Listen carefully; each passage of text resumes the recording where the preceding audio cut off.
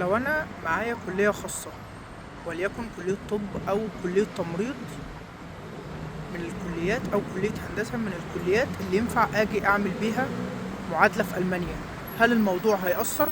سواء كنت معاك كلية طب أو تمريض أو علاج طبيعي أو هندسة أو صيدلة أو أسنان من جامعة خاصة، ينفع إن أنت تيجي تقدر تعمل معادلة لشهادتك، لأن الجامعات الخاصة في مصر معتمدة من وزارة التعليم العالي. بناء عليه تقدر تطلع ترخيص مزاولة المهنة اللي المعادلة بتحتاجه، والمعادلة بتحتاج منك ترخيص مزاولة المهنة المصري الموثق من الوزارة بتاعتك، وموثق من وزارة الخارجية، وبتوثقه من السفارة الألمانية.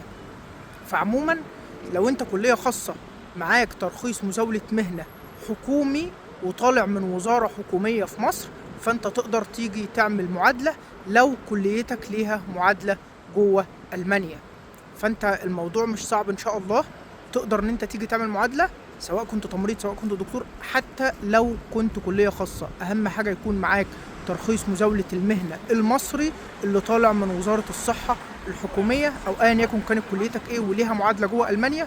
تقدر ان انت تيجي حتى لو كنت في كلية خاصة، تقدر ان انت تيجي تعمل معادلة طالما معاك ما يثبت ان انت واخد وجايب ترخيص مزاولة المهنة من الجهة الحكومية الخاصة بيه المعترفة والمعتمدة لدى ألمانيا.